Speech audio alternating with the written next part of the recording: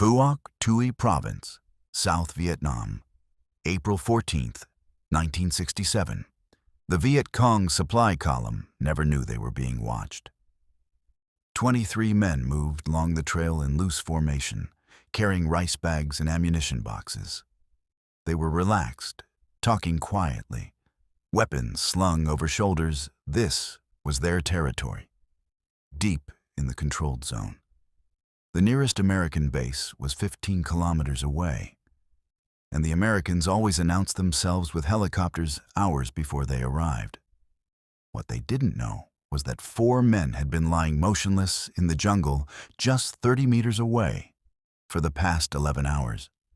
Sergeant Dave Wilson of the Australian SAS hadn't moved anything but his eyes since 0600 hours. His patrol had inserted 3 days earlier, walking 20 kilometers through dense jungle to reach this observation point. They'd carried everything on their backs. No resupply, no extraction plan unless things went catastrophically wrong. Just 4 men, the jungle, and a mission.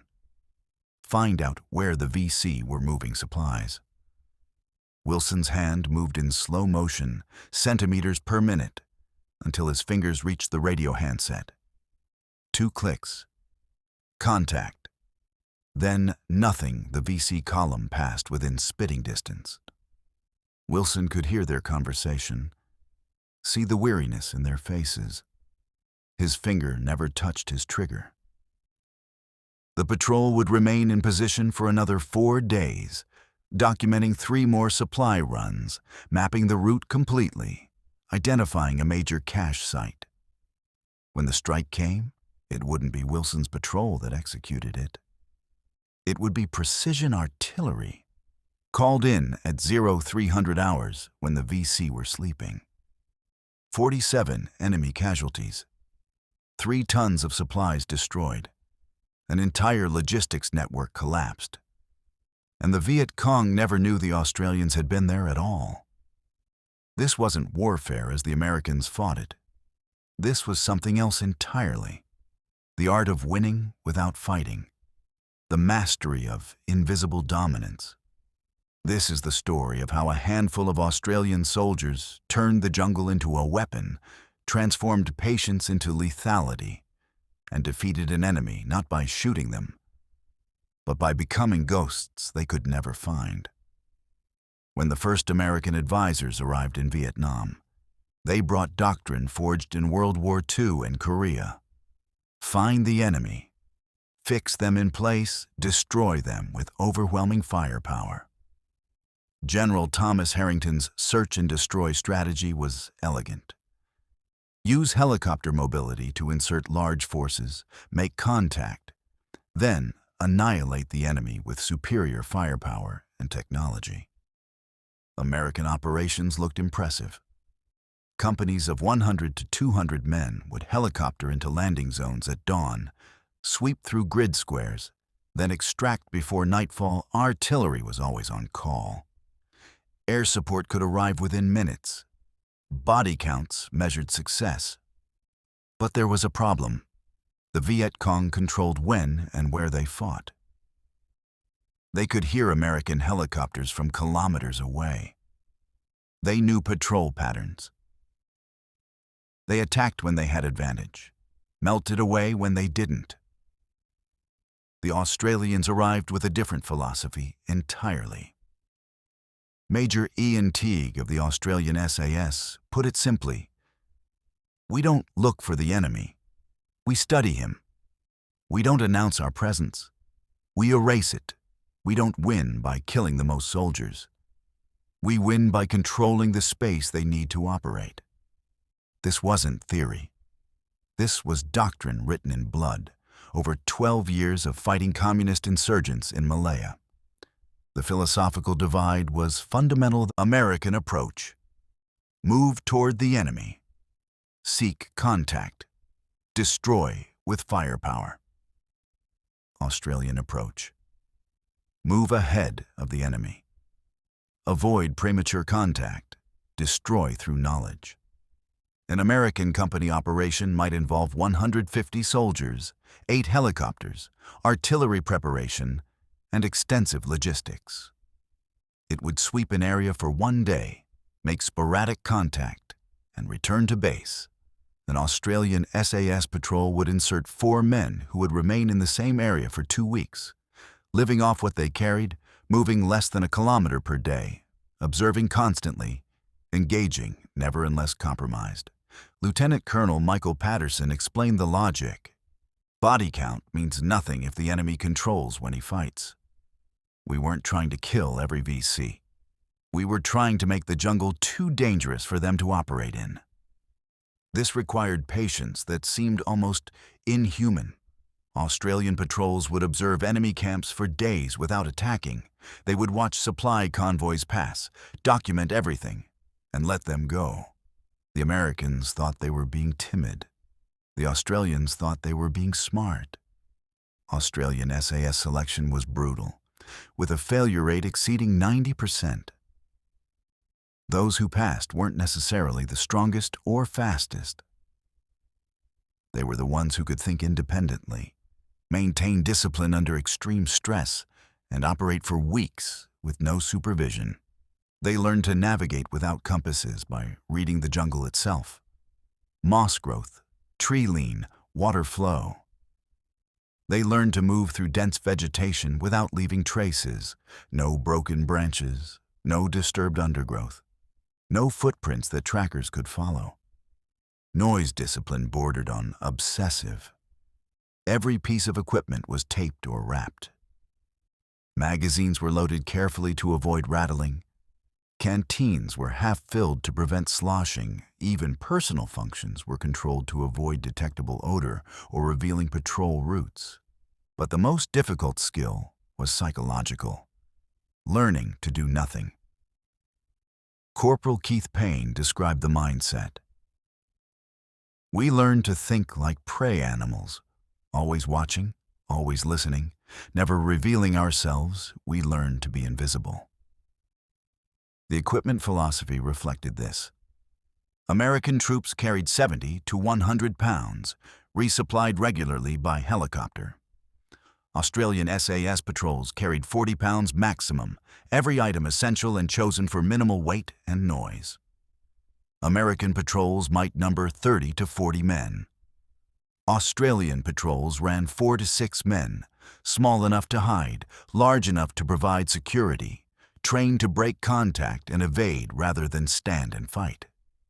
Communication was minimized to the extreme. Hand signals eliminated radio chatter.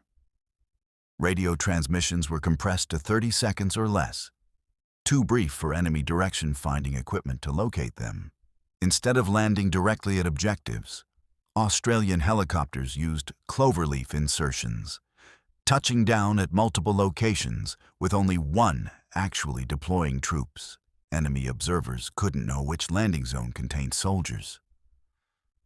Once in position, they became ghosts. A properly positioned Australian patrol was virtually undetectable. They'd choose observation points with clear views but complete concealment. They'd use natural features, fallen logs, dense undergrowth, elevated positions, to observe without silhouette. Patrols would remain in observation positions for days, fighting insects, heat, and the psychological strain of absolute stillness. They couldn't smoke, couldn't cook, couldn't make unnecessary movements. One patrol remained in position for 6 days, observing a VC base camp, documenting everything, then exfiltrated without the enemy ever knowing they'd been there. This was the foundation, perfect concealment combined with infinite patience. They weren't hunting the Viet Cong traditionally. They were studying them like scientists study animals in the wild. And when they'd learned everything needed, the killing came not from the patrol itself, but from what their intelligence enabled. Artillery strikes, coordinated operations, ambushes positioned exactly where the enemy would be. The patrol that never fired a shot was often the most lethal. March 1967. Phuoc, Tuai Province. 4 men. Patrol call sign Charlie 1. Led by Sergeant Robert Mackenzie. Mackenzie's patrol had inserted 5 days earlier to locate a reported VC logistics network. On the 3rd day, they'd established an observation position overlooking a trail intersection. At 14:20 hours, a 20-man VC unit appeared on the trail. Mackenzie's immediate instinct was to engage. His patrol had perfect position, complete surprise, overwhelming firepower advantage. They could kill or wound most of the enemy before they could respond. But doctrine dictated different action: break contact and evade. Mackenzie made a 3rd choice: absolute stillness. The VC unit stopped 30 meters from their position. They stacked weapons, removed packs, rest break. For the next 43 minutes, Mackenzie's patrol remained frozen while the VC smoked, talked, and relaxed. Enemy soldiers sat less than 50 meters away, completely unaware they were being observed. The psychological strain was immense. Every instinct screamed to move, to prepare for contact, to do something. But the patrol remained motionless, trusting their concealment completely. When the VC finally moved out, Mackenzie made another decision: follow them.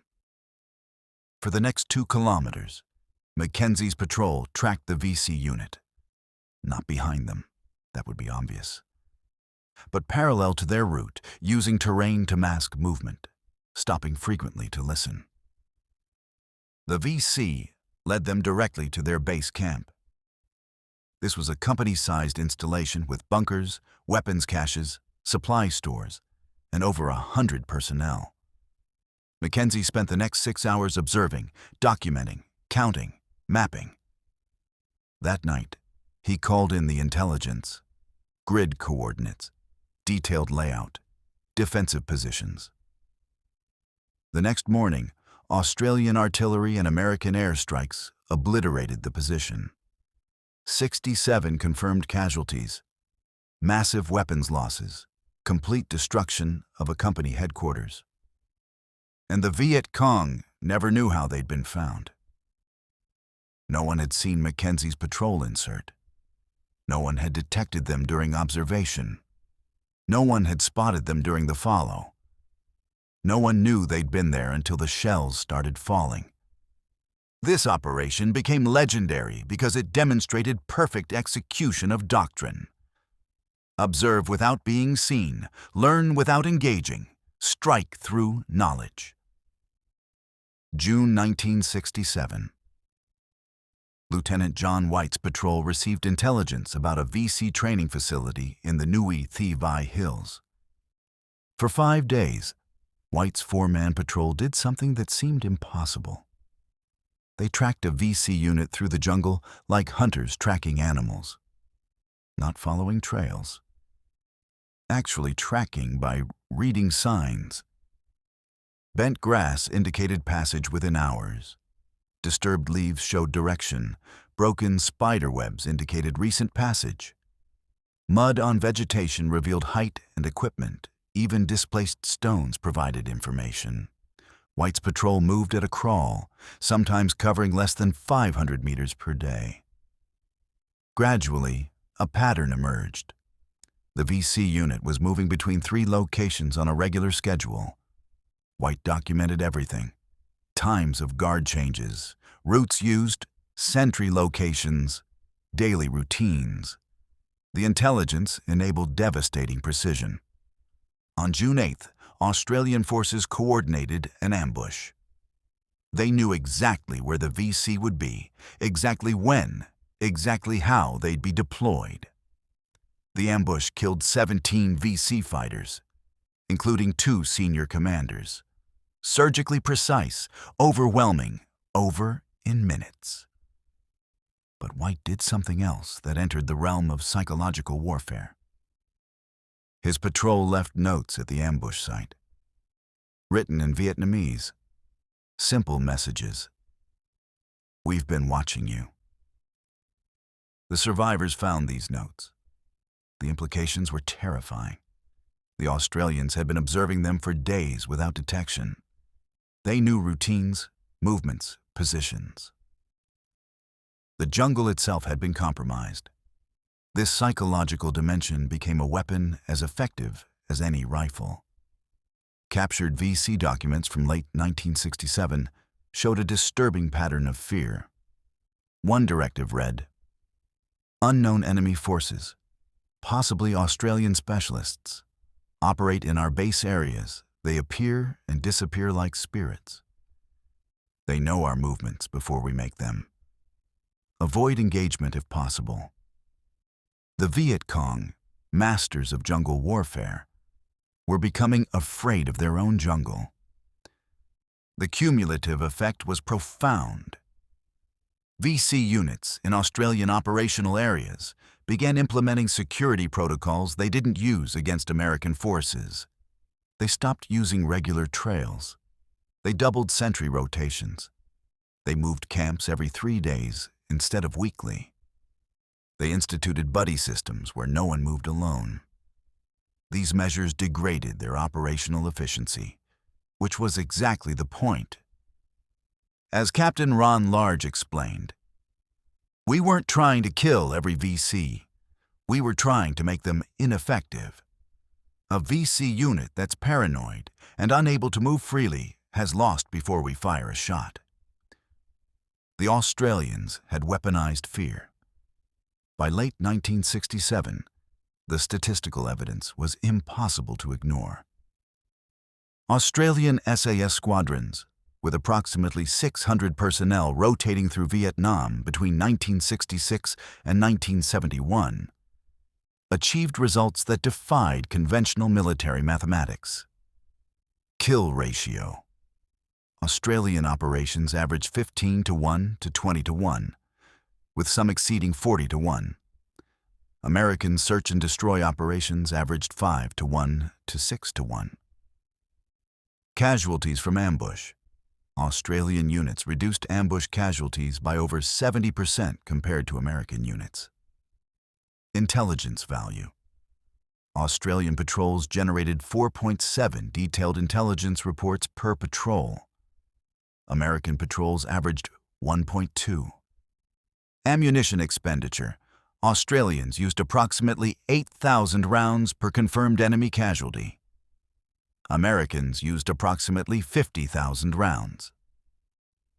These weren't just numbers. They represented lives saved and missions accomplished. Consider Operation Overlord in June 1971. Multiple SAS patrols operated continuously over 6 weeks. Never more than 6 men per patrol.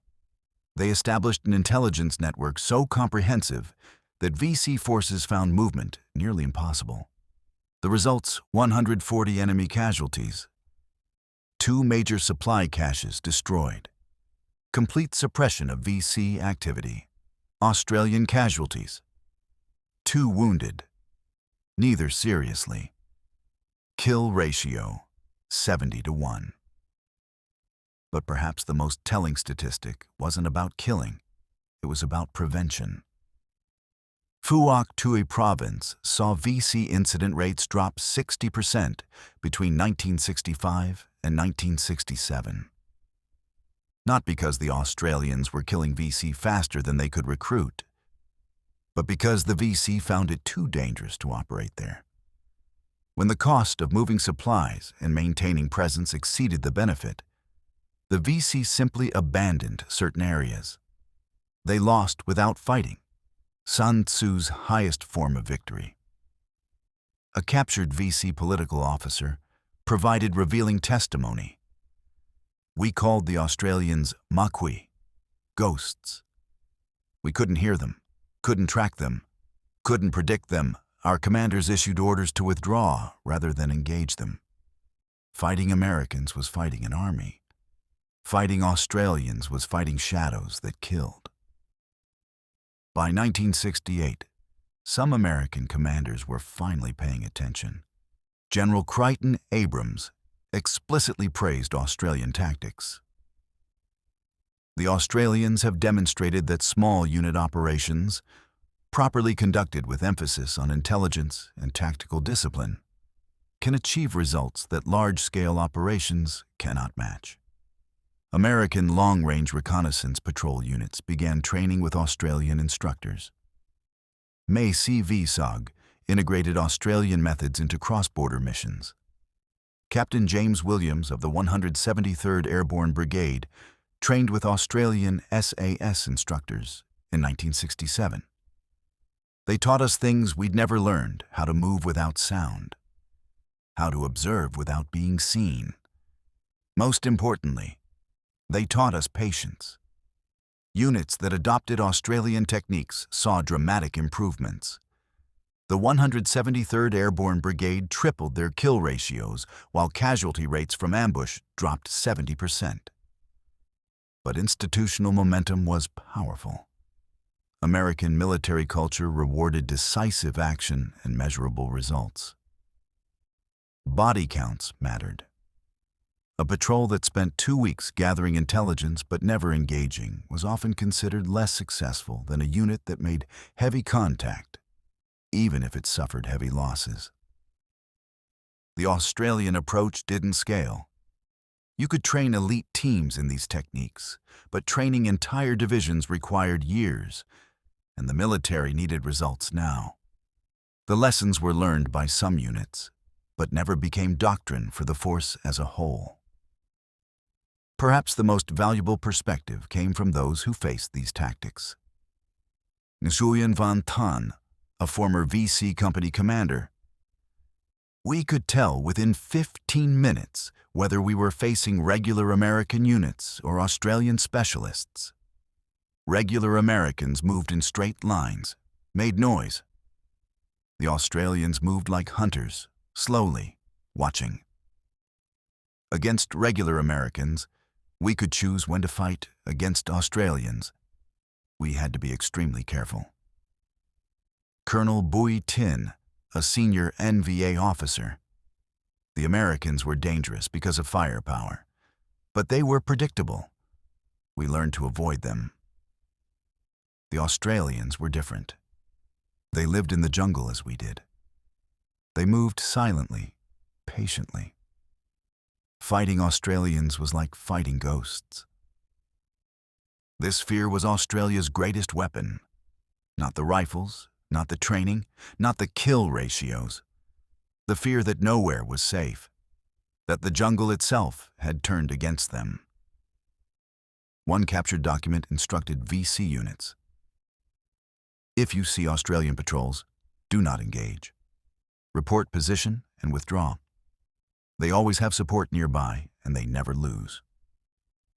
That wasn't strictly true. Australian patrols could be overwhelmed if detected. But perception mattered. VC units genuinely believed engaging an Australian patrol was suicide.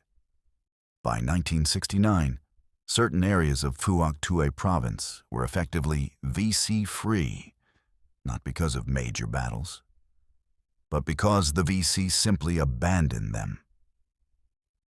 The cost of operating in Australian territory exceeded any strategic benefit. The Australians had won without fighting. The strategic question. Here's the tragedy. None of it mattered strategically. The Australians proved that small unit excellence could achieve remarkable tactical results. They showed that intelligence-driven operations were more effective than firepower-driven operations. But tactics don't win wars without coherent strategy. The Vietnam War was lost not because soldiers weren't effective enough. It was lost because the political objective required a level of commitment that exceeded American political will. No amount of tactical excellence could bridge that gap. Major General John Essex Clark reflected, "We didn't win the Vietnam War, but we showed there was a better way to fight it. Whether anyone was listening is another question." The lessons did eventually influence doctrine. Modern Special Operations Forces worldwide study Australian SAS operations in Vietnam as masterclass examples. Intelligence over firepower. Patience to observe rather than immediately engage. Focus on psychological effects. Understanding that making the enemy ineffective is as valuable as killing him. These principles shaped operations in Iraq, Afghanistan, and beyond. But they came too late to change Vietnam's outcome. In the end, what did the Australian SAS achieve? They proved that 4 men with perfect training, infinite patience, and superior understanding could accomplish what company-sized operations with overwhelming firepower could not. They proved that silence was a weapon, that observation was power, that fear could be as effective as bullets. Most importantly, they proved something about warfare itself. The most dangerous enemy isn't the one with the most guns. It's the one you never see coming. Staff Sergeant Dave Wilson reflected in 1989. People ask if we won in Vietnam. I tell them we won every patrol, every operation, every engagement. But wars aren't won by patrols. We did our part perfectly. But our part wasn't enough.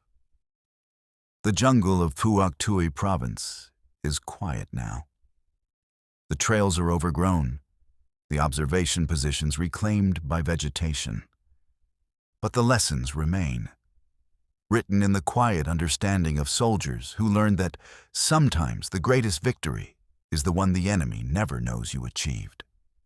4 men, absolute silence, perfect patience, complete understanding. That was the Australian way. But the helicopter revolutionized warfare in Vietnam. Nevertheless, it wasn't always respected. The Viet Cong initially laughed at the ungainly Huey until they realized it had become the most effective weapon system in the jungle. Want to learn how the Huey went from being mocked to dominating the skies? Check out our video. Viet Cong laughed at the Huey until its blades ruled the jungle. If you found this story fascinating, subscribe to the channel. We're uncovering the untold tactical stories of military history. Hit that subscribe button, and we'll see you in the next one.